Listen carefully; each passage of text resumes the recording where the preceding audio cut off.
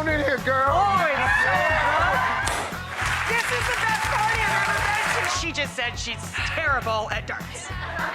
Especially when I'm sober. First off, I love you. You're on national television. Control yourself. I did Cookie Monster. I mean, I performed.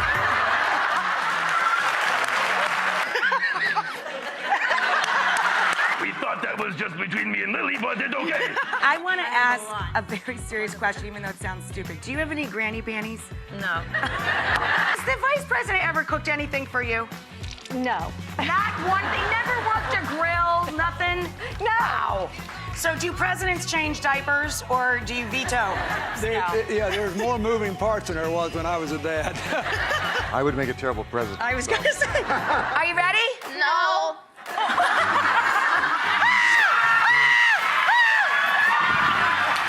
Show us your best crying face. Awful. Perform your best makeout scene on yourself. You're my apple pie. I love apple pie. Apple pie in my eye. Here's a picture of me on the fridge. No, it is not. Did he stand standing behind me? I can't even look at him. You are like my biggest crush in life. Nothing can keep us apart now, Raquel. Are you ready to get rid of all your aggressions? Right. Right. Oh, look, we got fire. This can happen. This will happen. It's okay. This is real fire. Woo! I know, that's hot, right? It's just kind of bam, bam. Oh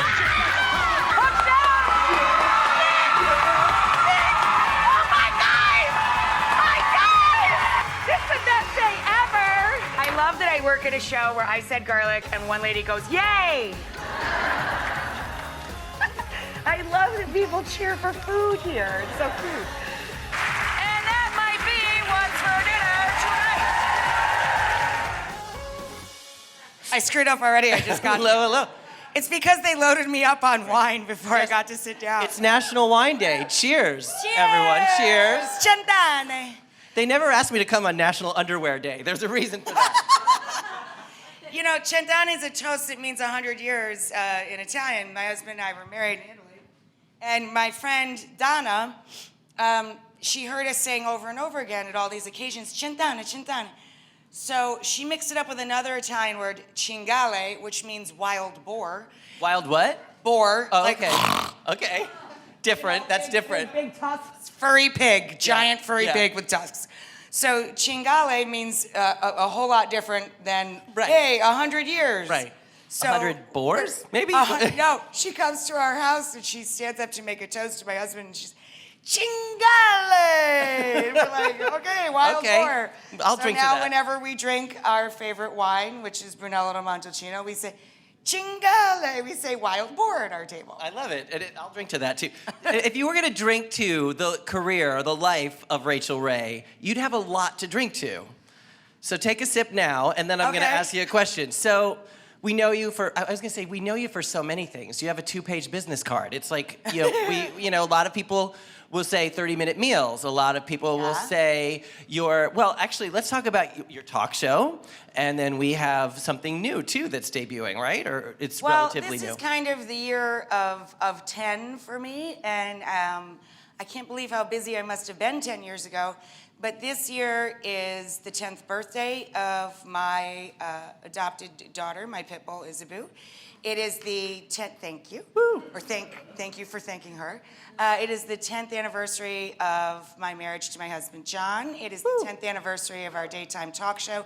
It is the 10th anniversary of our monthly magazine. And we passed in proceeds with our dog and cat food, $10 million in charity donations to no-kill shelters. A lot happened 10 years ago. I'll drink to that. Cheers. To that. 10 sips. 11 is looking pretty good in the making so far. We launched our home and housewares brand also about 10 years ago. And my claim to fame there is that I created the oval pasta pot and its sister pan, and the mopping, the pot holder / apron / dishcloth. I truly love design. I don't license things. I don't put my name on things. I like to design them. Right. And for 2 years, I've been working on home furnishings. And this year, we are having the second biggest launch in over 20 years, almost 30 years, the second largest furniture launch with 150 SKUs in the line. So that'll happen in a couple of weeks, actually, at the Houseware Show. That's amazing. When do you plan on sleeping, Rachel? Is that, I is don't that on like the agenda? sleep. I never did. How many hours? Rich, poor, old, young. I do not come from sleepers. My how grandpa. much do you sleep every night, would you say? I don't know or care. My grandpa never slept either. My grandfather was a Sicilian immigrant. He was one of 16, 14 survived. 4 came here, the 4 youngest. Of the 4 that came here, my grandfather ended up in a community of Italian immigrants in upstate New York, and he became a stonemason. And he would do his masonry work all day, and he was also the primary cook for the family, and he had 10 children. My mother was the first of those 10. He grew a lot of their own food because he had to, of course. Mm-hmm. And he was the primary cook, so he would go home after all that work and cook because my grandmother was more of a seamstress and a baker. Everybody in an Italian family has a kind of a specialty. Right. My sister's the baker in our family, and I love to cook, and I suck at baking. Build an empire. Right. This is a hobby. Everybody has their own little sort of niche business because we're like a village, more than a family. So Grandpa not only did the cooking and the hard work of masonry, but he would do things like wake his children up in the middle of the night and take them outside and sing arias to them so they could watch the northern lights, the night sky. Wow. And a huge tree fell by the lake, and every time he'd have another son or daughter, he'd carve a space for them in the log that had fallen by the lake. So we're people that eat life. We don't like to eat sleep. Right. I suck at sleep. Yeah. I really do. I leave TCM on all night. Yes. My husband doesn't sleep well either. He's a lawyer by day, but he has a rock and roll band, The Cringe, and they're playing tonight at Gramercy Theater if anybody would like to go, 8 o'clock. He just had his life dream come true. He got into Berklee School of Music, but his parents encouraged him to have a quote-unquote real job. So he became a lawyer, an entertainment lawyer, which has saved me a fortune over the years. Thank you, honey. But he's in his mid-40s, and this year his lifelong true dream of being a touring musician came true. His band, The Cringe, went on tour with Motley Crue and Alice Cooper and opened for them all over the country in Canada. You're kind of a groupie. You're kind of a Cringe groupie, I aren't you? am a total groupie, and at his shows, I am such a tramp, Rudy. It's so bad. Oh, really? Okay, do I'm you like, I dress could the just part? sleep with the band. Yeah, you're sleeping with one of the band. Now, do you dress the part as rock and roll groupie? No, because the one time I tried to dress, like on my honeymoon 10 years ago, my friends gave me this beautiful Cosa Bella, the color of tan skin nightgown. It was just stunning. And I go home and I put on flannel pajamas. I have like 500 pair. Right. This summer I switched to cotton, but they look like men's pajamas. Right. And I have a huge slipper collection. Anyway, my husband, we'd been together, I don't know, 4 years or so. When we got married, we really just got married to throw a big party. But I come out in the fancy negligee, literally on my wedding night, and he cracks up. Not the response you're hoping for from your husband, but he's like, ah! He's like, who are you? He ruined that nightgown for you. I know. He's like, go put your pajamas on. You look like an idiot. So I don't really try with super sexy dressing. No, I won his heart through his stomach for sure. Okay, so you talk about eating life. When America eats life, it takes less than 30 minutes to prepare it. Like, you built an empire on 30-minute meals. Empire is the evilest word to me. Is it? All it makes me think of is Star Wars. Like Oh, really? the bad guys from Star Wars is pretty popular. Okay. I love Star Wars, but who wants to be Yeah. Darth Vader for I don't Christmas think of Eve? you. Okay, let's take Luke Skywalker. Well, But Star Luke Wars doesn't aside. have an empire. Okay, You know what I so mean? but let's talk about the fact that this is something, people. I don't think of you as sinister, if that's what you're asking. But people think about, okay, a lot of people come here thinking about how did they build themselves, build their career, build their brand. And your path was perhaps unlikely, uncharted. Did you dream this big, and how did it all happen in a nutshell? I just like the feeling of hard work, and I love working in food because it's a very it's a demanding job physically when you work in restaurants and markets, and it's long hours, but it really is so soul fulfilling. You know, everybody needs to eat, loves to eat largely, and you're always going to have job security, and it's a job that pays you back tenfold. I mean, when you make people happy and you're giving them something so personal that appeals to all their senses, it's a great way to make a living. I never dreamed of being on TV or wanted to be on TV, and the whole way I got on TV was a bunch of weird accidents. Series of events, right? Series of events, including 2 muggings that, had they not happened, I wouldn't be on TV. So, I mean, that might bear a story. follow-up question. Just hold that thought. But it's not what you expected, but you It's love not it. what I expected, but I love hard work, and I do think that living in this country, I am so grateful by accident of birth that anybody can be a Rachael Ray. I mean, you truly can. You know, I'm basically a food service worker from upstate New York, and I have a bunch of TV shows, and I write books, and I have wonderful conversations with all sorts of athletes and actors and our own viewers, which is my favorite portion of our programming as a television show, as a contributor to the media environment. I'm just thrilled to have a job and to go to work every day. The other stuff just sort of happened. I mean, what I know about work is to work harder than everyone else, to truly value it and not complain about it. Mm-hmm. Nothing creeps me out more than a young person bitching about going to work. Right. It's such a misstep.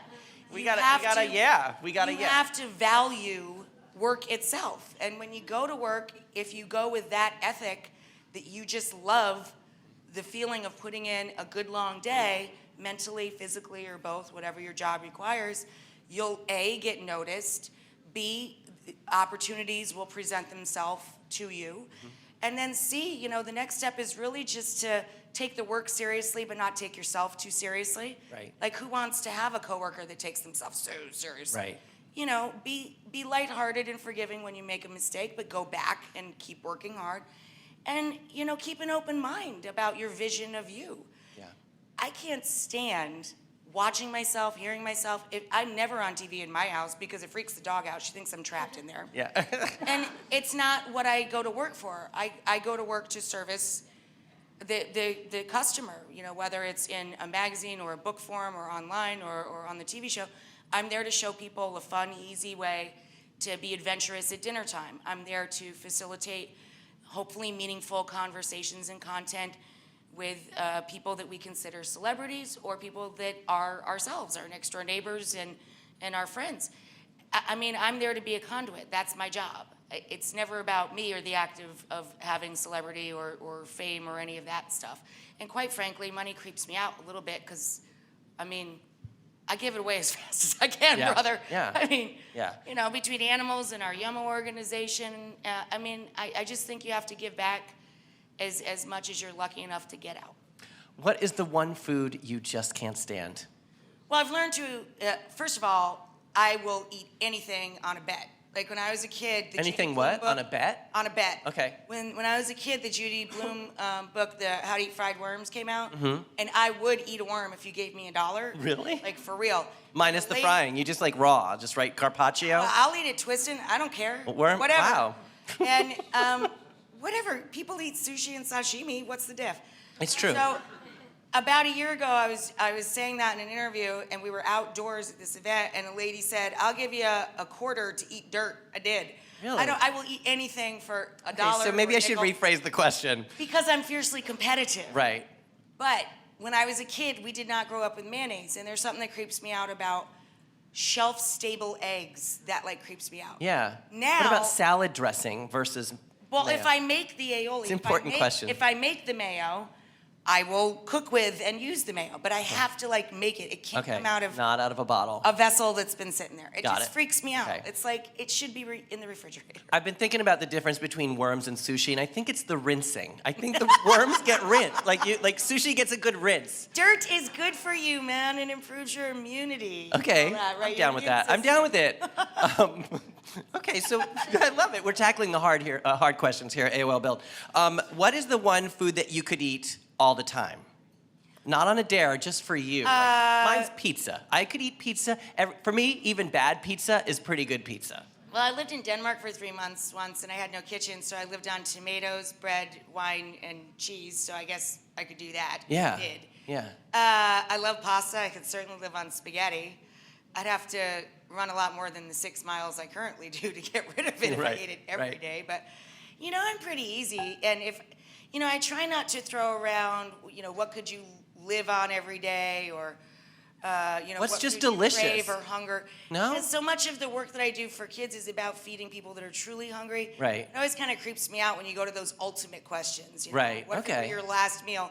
Then I get all freaked out because I start thinking about, people that know when their last meal's Right. actually coming. You don't want to manifest that kind of thing. Yeah, no, it's a bad manifest destiny. Okay. But I'll eat anything on a buck, and if I was hungry, for sure, you wouldn't even need to get the dollar. Right. There's always dirt. There's always dirt. There'll There's always be always dirt. dirt. It's good for you. And now that I've read and watched The Martian, I too can farm on Mars. Right. He tried. He really wanted it. You have to really want it to plant the potatoes. That's a whole I other know. story if you've Plant seen the The Martian. That's a potatoes, lot I of know. work. Talk about circle of life right, there. exactly. Yeah, but it was great. It was a great read and a great film. I want to play off you saying what's the diff, because you have been kind of part of the vernacular of language in pop culture. EVOO was... I made the dictionary. It was legitimately. entered into the dictionary as a word. Right. But you've also said... What are some of your other words that you've said? Well, yummo I had to start saying because on the Food Network, people wrote in that were offended when I taste something. When my mom really thinks something is fabulous, she says, that's disgusting. If she thinks she's good, being tongue-in-cheek about it. yeah, she's like, that's disgusting. Like, that's the highest. Right. That's like 4-star. If she says, oh my God, that's a 3-star review. Right.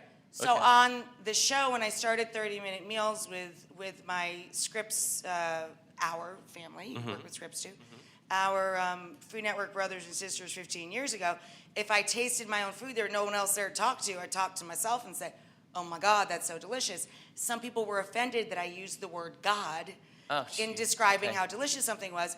So I tried to stop myself from saying, oh my God, even though that's the way I was brought up. So I had to come up with something. So I'd go yum, and then I'd start to say, oh my God, and stop myself. So it became yum. Oh, stop talking. The origin of yummo explained is right yum, here. O-H, like, oh my God, stop talking, I love period. Right. I actually think that's very interesting what you just said, because try this at home. This is harder than you think. Look in the mirror, eat something, and then elaborate on how it tastes. That is what you do really well, and it feels convincing. And once I was put in the position of looking in a camera and doing that, and it's hard. Look in the mirror and be like, oh, this is good. And then you run out of things to say. Like, that's really a challenge. I know. Did that take an adjustment to learn how to do that? Because the camera has to be your viewer. To learn how to talk to yourself. Right. That's hard. And use descriptive words. And, at the same time, what you're doing is trying to write kind of a 3D novel for people on the spot. Right. Cooking shows are not about, and Emerald and Julia Child, they were the forerunners of this kind of weird genre, culinary art form. Yeah. But, you have to excite people to envision themselves doing what you're doing in the kitchen. We don't have taste-o-vision yet, so. I know, right? And you have to make it seem accessible, that yes, they can do this and it's achievable. Yeah. And you have to tell them the origin of it. There's so many great cooks and chefs on the planet. Many, many, many, many, many millions of people, literally, can make a tasty dinner. Getting other people to want to do it your way is all about your ability to tell a story effectively. Right. Now, you've traveled the country and the world, really, tasting dishes. And you're also a nice person. Just going to throw that out there. You're a nice person, Rachel. So I paid him $8 to say that. Exactly. Less than she takes to eat dirt. More than that. So have you ever taken a mouthful of something and been like, oh, this is really bad? But you, of course, are not going to say that. Tell the truth. No, I really am I'm very good at the being gracious part. I have broken into sweats, like the whole thing, pitted out, river because it runs tasted bad through or it. too hot? Like, or what? I know that I'm going to actually be physically ill, but I would not break, I just won't do it. If it was a mean-spirited person or really angry food service professional, you know, a wham that tells you they are a waiter, actor, model, or a ram, Waiter, a actor, rocket model. scientist. Yeah. Right, exactly. You know, people that tell you this isn't really my job and they're giving you bad service on purpose, and then Right. they want to inform you that Yeah. it's going to happen. Sure. I still give them tips, but I'm not necessarily going to be Quite as generous. super polite. Right. No, I'll be over generous because I was a waitress. I will Right. always give you literally the last dollar in my wallet. But I'll tell you if something wasn't right. If you were rude to us, I'll Right. say, you know what? I don't appreciate that. I'm kind of a food service person my whole life, and I'll give you my advice, whether you take it or not is up Yeah, to you. totally. But if somebody's trying to make me happy, and I know they were doing their best, I don't care if it's covered in 8 Right. inches of mayonnaise. I will eat it and love it, and I don't care if the mayonnaise was rotten 3 days ago. Yeah. If I have to be sick, I will do it at home on my own time. The intention is important. Yes. Yeah. Okay, so before TV happened, can we quickly touch on the muggings? Can we say, how did the muggings Well, here's affect- what happened. I am from upstate New York, grew up in the restaurant business. I went to the Culinary Institute of my mother. She ran restaurants for more than 50 years. The edgy thing to do in food then was get into these new gourmet markets. I had a good interview with my old boss and a wonderful, wonderful mentor to me, a man named Michael Corsello at the old Macy's Food Hall back in the day when it was like Because you worked crazy. in food at Macy's, right? That's right. And I started with Michael, and I just ran this little candy and small groceries area of the marketplace. And a person who had a much larger, greater job running fresh foods was taken out of their position, and he told me, literally, go in, just get the schedules done. Don't screw anything up too badly. You are not qualified for this job. Don't even ask me for it. And then I will, fire you and move you back to your old job when we find somebody. And he trained me every day. He'd quiz me on the business sections of the paper and the food sections of the gourmet news and the dining section of the Times. And, I would work Ironmans, they were called, 13, 14-hour days with the 2-hour setup. He trained me how to do orders and read invoices correctly and look for where vendors could be trying to pickpocket your money and all this.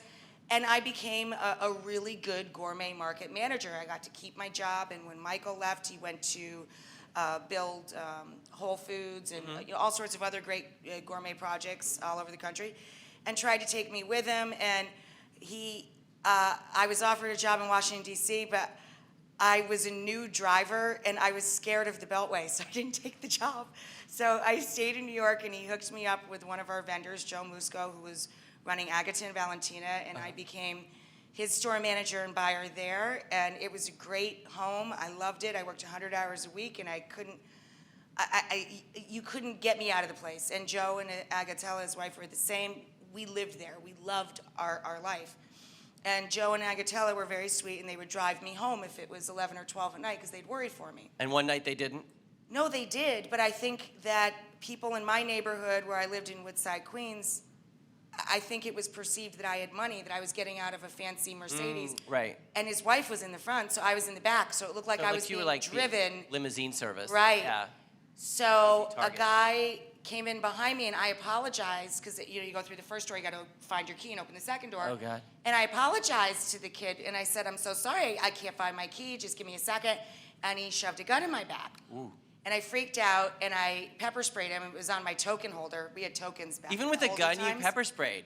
That's Yeah. pretty amazing. I had pepper spray, Right. and I sprayed the kid, and he got really not happy about that. And that was the first incident. And then he ran off with his friend who was watching the door, and I was freaked out, but I was fine.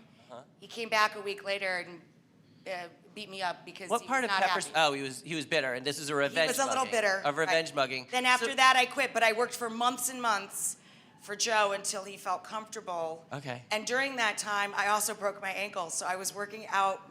After the second mugging, I snapped my ankle clean off, and I was Wow. working out my notice on crutches. But I moved back to the country, and had all that not happen to me, 30-minute meals I started in upstate New York with today my oldest, dearest friend, Donna Carnival, who owned a place called Cow and Lobel. Took me over a year to get a job there as a food buyer and a floor manager there. that's the place I started teaching 30-minute meals, and I went on the here we local are, news and all that. None of that would have happened if I didn't lose everything Right. and move back to the country. So the moral of the story, I have no idea. So we have some questions. The moral of the moral of the story is there's no one path. Work really hard, appreciate having a job, and Right. you never know where your life will Right, take you. and there is no That's one the path moral to of the success. Yes. Yes. Don't do it exactly that way. No, because please that try sounds not to. dangerous. The moral of the Break story is carry pepper spray and then move. We have a question in the audience. Hi. Hi. Oh, wait, there's one right there, and then another one right there. Oh, hi. Thanks for being here. I love you and your show. you. Besides cooking, what are your other hobbies that you like to do? Well, I love design. I really love it. I'm obsessed with it. And now that I have the opportunity to literally put a pen to paper and make furniture as well as dishes, that takes up a lot of my time. I love photography. I tend to bore first-time friends, and it really shows me how much they like me or don't, because I make people read about 50 Apple books the first time they come over, because I take so many pictures. None of us, my husband isn't in them, I'm not in them, sometimes the dog's in them. Beautiful But things. mostly it's just pictures, experiencing the world when I travel. I love music and film. My husband, when I met him, was a lawyer for a small film company. We love to go to film festivals, and we love to watch old movies on TCM. We have over 2,000 vinyl records. We're both huge music geeks, everything from opera to hip hop. What's the last vinyl record you listened to? Well, my husband's, because his came out just a couple months ago, Okay. is the last new one. And before But we that? have 2,000 vinyl records. My favorite is Hunky Dory, David Bowie. Oh, My nice. favorite, Okay. vinyl record. But yeah, those are the top ones. And mostly I'm very turtle-like. I like to Turtle? eat and sleep. Yes, turtles like to eat and rest a lot. So I like that. I'm very turtle-like. They live a long time, too. And they live a really long time. Yeah. So cheers to turtles. Yeah, cheers to turtles. Hi. Hi, Lillian Daniels. Rachel, thank you so much for being inspirational, followed your career. Thank you. Glens Falls, Syracuse, New York. Hey! Yeah. The Orange Man! Yes. I was Wegmans! the orange. I was Yeah! the orange at Woo! Syracuse. Orange I Man and Wegmans. love Wegmans. I was at Syracuse, and I was the orange, by the way, the mascot. Yes. Oh my Very- gosh, you're like Oh, a no celebrity way. too. Yes, I was. See? Woo! Seriously, I really was. Okay, your question. That is Sorry. so cool, right? Yes. So I'm really, I love cooking, I love food, and I'm looking to make an impact in helping people eat healthier and, digest it. And so I took your notes on, teaching them how to and making them Just fall in make- love with your way. But I want to know my question actually is, how do you help people fall in love with cooking veggies from scratch? The book project I'm working on right now is an anthology of how we all eat today. One of my favorite eaters and one of my good friends, I'm blessed to say it because I've been his fan literally all of my life, is Tony Bennett, and I love Tony Bennett's duets. And he works with all of the artists that he loves, right? And he does a song with them, and then at the end they have an album. So duets is a project that I'm working on right now, and I work in duet with celebrity friends of mine that eat in one discipline or another. Right. And then I write the rest of the chapter in that discipline. Interesting. That's fascinating. So I you're a make big a writer. meal- You love to write. Yeah, I love to write. And I'm being forced to learn all these new disciplines: vegan, vegetarian, pescatarian, flexitarian. It's fascinating to me. I love that it. flexitarian is a thing. Like you're kind of. I love it. You're kind of eating meat, not But- eating meat. What is that? Flexitarian? Yeah, that's everything basically. But Okay, just got it. knowing where your food comes from. Got it. Responsible eating of everything. Right. So, like today on the show, I made a double mushroom bourguignon. Boeuf bourguignon, with no beef, no bacon. A French person would roll their eyeballs and say, what? That is not boeuf bourguignon. Right. But man, it is every bit as satisfying. And it goes back to that storytelling thing and accessibility. What I am obsessed with are these little videos that just show in rapid succession how you do it step by step. They're and they have fast. funky little music behind them, and they're super fast. And you get it. It's like watching paint by numbers. Do you love how I had to switch the mic so that I could talk with my hands? Love it. So crazy. But I can't make a point unless I can. Didn't set down the wine though. Notice the wine is still. We're not crazy. Okay. So I love those little vignettes, but I would love to see that married with the story. here's why I love this. It's gonna blow your mind. Boom, and then go into the music thing, and then say, see, and attach take, a big emotion bite. to it. That would be really cool. And the world is so small now, and yet so big. I mean, you could make that hot in like a week and be selling ads for it like next week. Totally. Just make it about the storytelling, and it's got to be fun. I mean, look at the success of Thug Kitchen, right? They make giving a shit about what you eat cool. Right. Like, that's their motto. Right. Give a shit about what you eat. Right. And it's like a vegan book. And I'm like, oh my God, I want to make everything in here, And I'm a Sicilian, man. I mean, I would get kicked out of the club if I told my mom I'd never eat another piece of meat again. Right. But Yeah. That'd be crazy. I'm down with it. If the food is cool and good, I could eat in any discipline. For a limited amount of time, though, I would need the pasta and the cheese back, or I would probably have to get a divorce after a while. Right. If it's good, eat it. We have a time for another question. Let's see what we got here. Hi, Rachel. What are your favorite comfort foods? I consider food itself comforting. In the summer, gazpacho is comfort food. With or without cilantro? Are you a cilantro person? I am not a hater of really love cilantro. anything, Okay. but man, people are violent about the cilantro. Cilantro is a What very is it? divisive thing, but It's crazy. I think it's not gazpacho if it Cilantro doesn't have should cilantro. never run on either ticket. No, it's it's just independent. Too, right, It's independent. Terrible, man.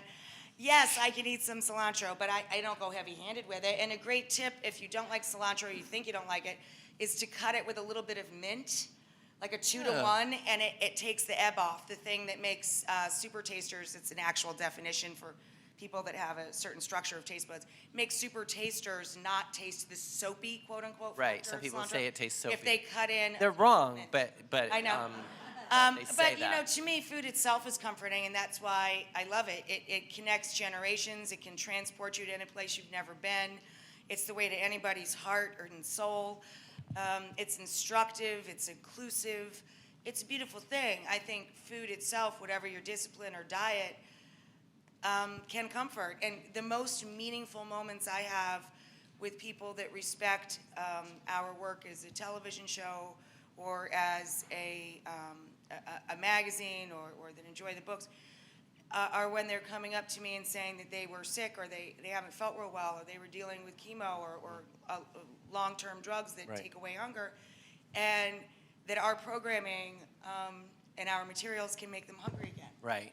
That's I think amazing. that just being able to share food with each other is in fact comforting. So you're not committing to a comfort food. Did you notice? So I'm going to give you some rapid fire, real quick. Okay, you have to choose one. You can choose imagine one. this, but I suck at It's you have rapid to fire choose because I one. can't shut up. Mac and cheese or chicken pot pie? Both. I want both. Oh, that's not committing. Okay, M&M's, peanut or plain? Peanut. Ice cream, chocolate or vanilla? None. I want more wine. Okay.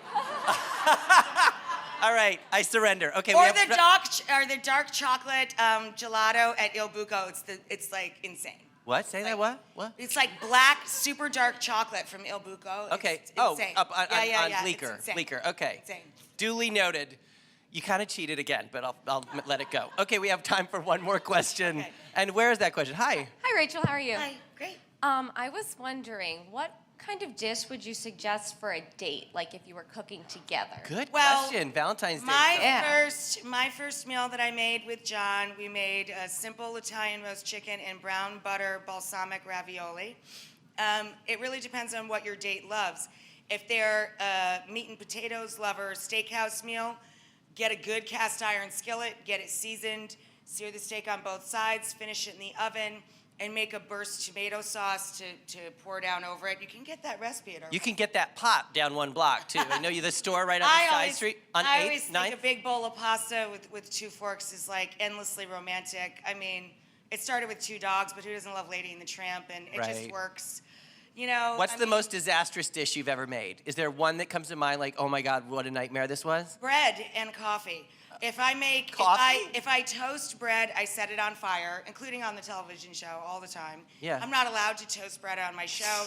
I have Is it a because you stunt- talk and forget about the bread? I do. I get like wrapped up in everything else I'm doing, and I literally set it on fire. Like we've had fires on set. Like I've straight up set the stove on fire. Wow, because sometimes I we have just a- assume the stove's not on because everyone's like, No. look, and they're pulling it out. We all No. don't believe that it's on. No, I set it on fire.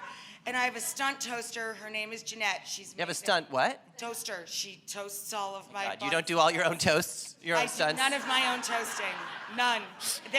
They are all my recipes, all my babies. I write every single recipe that has my name on it in a composition notebook first, but I am not allowed to toast bread. I have a stunt toaster. Yeah, I love that coffee is one of them. That's like a 5-minute meal. Like that's not even. It's 2 ingredients. My coffee blows, sucks. Even though the coffee maker is supposed to grind it and make it, I think my husband sabotages me every time he goes away to make him more valuable to me in some way, even though I'm devoted to him. Right. But I swear to God, he goes out of town like he was touring all summer. I'd get dressed and leave the house and get the coffee, come back in and put on the gym clothes and go to the gym. Because every time I turn the coffee on, it looks like pee or mud. Right. Or the thing gets jammed, like the beans don't grind. One time, it just bubbled over. It was like a Brady episode or something. Like the water and just mud everywhere. Yeah. Since your husband is not here to defend himself, I'm going to say it's not him. It's totally you. Oh, it's totally me. I know it's me, but I think he sabotages me when he's not there. Rachel, so that I find him valuable coffee man. Rachael, can we give it up for Rachael Ray? Thank you so much. Thank the year you. of 10. Thank 10. you so much. Cheers to you. Cheers to you guys.